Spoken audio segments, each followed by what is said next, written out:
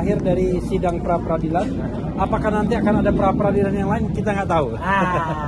Tapi yang jelas tadi kita sangat senang ya, karena paling tidak bisa menjebak ya, bisa menjebak ahli dari sana dalam tanda kutip. Menjebak itu di bagian mana, Bang? Ya, nanti ya kita jelaskan. Jadi gini, perdebatan mengenai KUHP lama dan KUHP baru itu perdebatan yang tidak selesai. Kami dari awal standing mengatakan yang harusnya digunakan adalah KUHP yang baru. Kenapa? Karena proses penyidikan bagi kami itu sudah selesai, yaitu ketika berkas dinyatakan lengkap atau P21. Tindakan setelah itu ada tindakan tambahan untuk misalnya menyerahkan berkas-berkas dan kemudian melimpahkan termasuk juga para tersangka. Itu bukan bagian dari penyidikan lagi menurut kami. Karena bukan bagian penyidikan lagi, maka harusnya menggunakan KUHP yang baru. Ketika kemudian pihak termohon dalam hal ini penyidik Polda Metro Jaya mengatakan menggunakan KUHP yang lama, bagi kami salah. Dan ini didukung oleh fakta yang tidak terbantahkan sesungguhnya, bahwa sebagai contoh adalah surat penangkapan dan surat penahanan. Surat penangkapan dan penahanan mereka yang dikeluarkan oleh penyidik itu menyertakan pasal-pasal dalam KUHP yang baru semua. Bahkan mungkin dalam satu surat penangkapan dan penahanan itu ada kira-kira 7-8 pasal. Memang pasal transisi dicantumkan, tetapi masalahnya adalah dia sama sekali tidak mencantumkan pasal dari KUHP yang lama. Nah, itu artinya dia sendiri mengakui bahwa itu adalah KUHP yang baru sesungguhnya yang harus digunakan. Dan kalau misalnya dia berpandangan bahwa yang harus digunakan KUHP lama, begitu ya pandangan dari Polda Metro dan ahli, maka surat penangkapan dan penahanan itu cacat formil. Yes, Clear.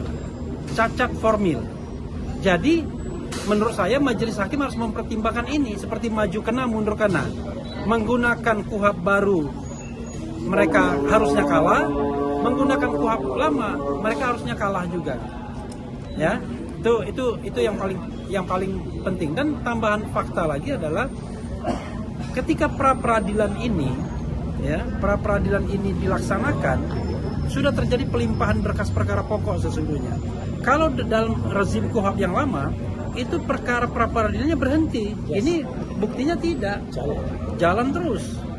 Itu artinya secara sadar hakim pun sudah mempraktikkan KUHP yang lama. Jadi KUHP yang baru itu, KUHP yang lama itu berhenti ketika penyidikan selesai. Itu saja. Penyidikan selesai kapan? Yaitu ketika berkas dinyatakan lengkap atau P21. Jadi tindakan setelah berkas dinyatakan lengkap P21 itu bukan tindakan penyidikan, tapi tindakan tambahan dalam hal ini pemberian berkas. Sama dengan orang mengatakan, kemarin siapa yang mengatakan? Antara produksi dan delivery. Ketika kita, Mas Roy ya? Bukan ya Pak Didin. Oh Pak Didin. Ya, ahli. Jadi kalau kita memproduksi barangnya sudah jadi, lalu pemesannya kan membutuhkan delivery kan? Pertanyaannya adalah delivery itu apakah tindakan produksi? Bukan. Itu tindakan tambahan setelah produksi. Sama seperti ketika proses penyidikan. Ketika berkas sudah dinyatakan lengkap P21, selesai proses penyidikan. Nah sekarang tinggal delivery-nya. Delivery-nya adalah delivery berkas, delivery barang bukti, dan delivery tersangka.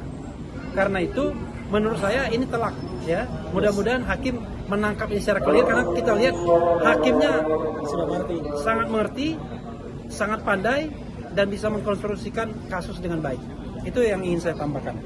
Ada pertanyaan nggak? Kalau misalnya tadi juga ada sempat berdebat soal adanya kesalahan dan juga adanya cacat formil, nah itu tadi apa yang dijadikan sorotan di situ? Ya justru itu. Jadi mereka mengatakan bahwa tindakan yang mereka akan mengatakan tindakan penyidikan mereka, tindakan penangkapan dan penahanan itu menggunakan KUHP yang lama, Undang-Undang Nomor 8 Tahun 1981. Tetapi di dalam suratnya sendiri mereka menggunakan KUHP baru, Undang-Undang 20 2025, dan mereka deny itu. Kalau mereka deny itu, ya kan, mereka mengatakan maksud kami adalah KUHP yang lama, maka surat itu cacat formil. Kalau kita bicara formil dan material dalam sebuah tindakan hukum, kalau dia formilnya salah, maka materialnya nggak perlu diperiksa lagi. Artinya telak ini. Artinya materialnya sudah pasti salah karena formilnya salah. Nah, artinya bahwa penahanan, penangkapan itu bisa dikatakan ilegal, tidak absah, tidak sah, dan karena itu harus dibatalkan. Itu maknanya. Ada lagi? Kalau dari Mas Roy sendiri seperti apa persidangan? Ini ada Gafur dulu. Mas Gafur dulu ya. Mas Gafur dulu. Saya nanti saya. Jadi ada satu poin penting dari rangkaian persidangan hari ini. Ya, Mas Roy izin ya. Siap, harus. Ada satu poin penting dari rangkaian persidangan hari ini, yaitu adalah pendapat ahli yang diajukan oleh Polda Metro Jaya secara tegas dan clear mengatakan bahwa surat perintah penangkapan, surat perintah penahanan itu cacat formil. Dan kalau dia cacat formil, maka berdasarkan pasal 77 KUHP lama, yaitu pra peradilan, maupun pasal 158 KUHP yang baru terkait kewenangan pra peradilan, maka ketika upaya penangkapan penahanan diterbitkan dengan menggunakan surat yang cacat formil, maka disitulah kewenangan hakim tunggal pra peradilan untuk menyatakan bahwa upaya paksa berupa penangkapan penahanan tersebut tidak sah. Karena objek pra peradilan itu yang diuji bukan materialnya, tapi yang diuji adalah aspek formilnya. Kan sah tidaknya, bukan benar atau tidaknya. Kalau benar ya mereka merasa benar. Tapi kalau sah tidaknya, berarti itu aspeknya aspek formil. Dan tadi ahli mengatakan yang diajukan oleh Polda Metro Jaya bahwa surat perintah penangkapan, surat perintah penahanan itu cacat formil. Saya kira dengan ahli justru yang dihadirkan dari Polda Metro Jaya mengatakan cacat formil, berarti sebenarnya sudah kelihatan bahwa hakim akan mengabulkan permohonan pra peradilan kami, insya Allah, karena surat perintah penangkapan, surat perintah penahanan tersebut telah cacat formil, dianggap tidak sah secara hukum acara pidana. Itu aja dari saya. Oke. Ya. Oke. Dari saya ya, sekali lagi kita mengaturkan terima kasih yang sebesar dan puji syukur alhamdulillah kepada Tuhan Yang Maha Kuasa Allah Subhanahu wa taala bahwa hari ini itu banyak kejadian yang luar biasa. Kenapa banyak ya? Kita tahu semua, seharusnya jadwal sidang itu adalah pagi hari jam 9 seperti biasa.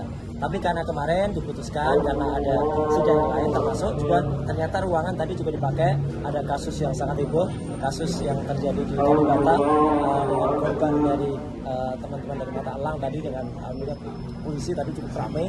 Saya datang jam 1 di sini tadi, saya sudah mulai dari jam 1, ternyata belum dimulai, baru dimulai setengah 2. Nah itu satu hal yang sangat menguntungkan bagi kami ya, karena saya, Bang Refli, juga Mbak Aya tadi ya, Bu Soraya tadi juga sempat kita memberikan penguatan dan membersamai Dr. Tiva Yusatiasuma yang hari ini mendengarkan dakwaan untuk pertama di Pengadilan Negeri Jakarta Timur. Saya tidak akan komentar tentang dakwaannya Dr. Tiva ya, karena itu nanti tugas dari kuasa hukum masing-masing. Tetapi saya sangat senyum dengan dakwaannya Dr. Tiva. Dan yang kedua adalah ketika di sini saya berkali-kali juga senyum karena ini telak.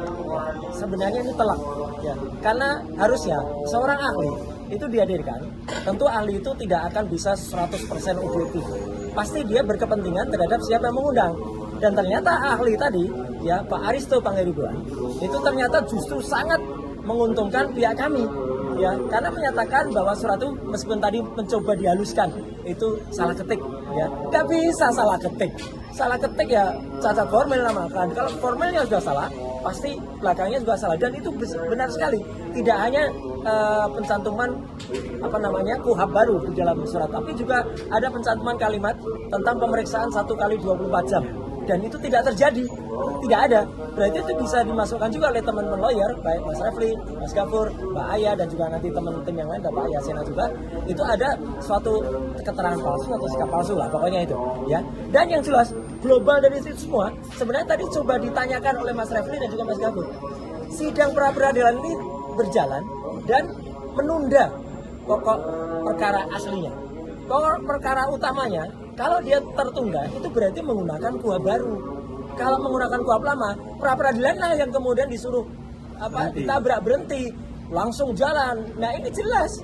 Makanya dengan adanya konsekuensi dari KUHP yang baru ya.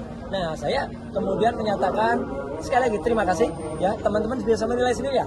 Hanya kita tunggu nanti insya Allah ya Pak Hakim Tunggal itu benar-benar menggunakan rasio dan menggunakan akal pikiran yang insya Allah kita doakan semoga beliau benar-benar clear ya dalam menyusun putusan yang nanti insya Allah akan dibacakan pada hari Selasa tanggal 2 Juli yang akan datang. 7 Juli yang akan datang. Jadi saya kira itu, dan tadi ketika saya mendampingi Dr. Tifa ya insya Allah apa yang disampaikan Dr. Tifa itu juga benar-benar bisa lancar ya, karena sesuai dengan gambarnya Dr. Tifa di sini. Nah, ya ini membedah otak. Ya, membedah otak. Nah, ada dong. Ini tadi saya pakai untuk apresiasi saya terhadap Dr. Tifa. Ya, dan juga sekali lagi terhadap semuanya. Membedah otak. Oh, berbeda otak. Loh, ini kalau pakai jilbab ini? Lah ya, waktu dulu. Wah, itu ya teman-teman semua. Sekian, terima kasih. Ada lagi tambah? Apa? Boleh penekanan Pak Kemen kan sudah menanggapi terkait yang adanya perbedaan pendapat antara Pak Kozim. Enggak. Insya Allah tidak ada perbedaan. Itu dinamika itu biasa. Ya, saya nanti akan jawab di kanal YouTube yang sama dengan Bang Kosin ketika menyampaikannya. Nanti sore akan saya jawab dan clear. Insya Allah semua beres dan tetap ya sidang saya itu akan tetap dalam koordinasi talk hub. Ya, itu clear ya, dan nanti yang akan bergabung berkoordinasi lagi ya saja nggak apa-apa, biasa suatu klien itu didampingi sampai dengan 1000 pengacara nggak apa-apa, tapi kan tetap ada leadernya, itu aja. Jadi leadernya itu yang nanti akan kemudian yang sudah mendampingi, dan toh kami itu adalah memang yang sudah mendampingi saya semenjak tahun 2022, jadi bukan bentukan Mas Refli ya, salah, jangan saling menyalahkan. Saya juga berpesan ya, teman-teman di sini tidak usah lah saling menyalahkan. Enggak ya? Jangan menyalahkan ke Amin ya, gitu, jangan menyalahkan kita. Kalau Jadi saling menyalahkan tuh kan berarti enggak ada biasa. Jadi enggak ada apa-apa, itu dinamika biasa. Kalau dalam film G30 PKI, wah yang sama itu kata Bung Karno, lumrah dalam satu revolusi. Ini sebutir zara yang ada dalam buku ini, lumrah ya. Oke, terima kasih.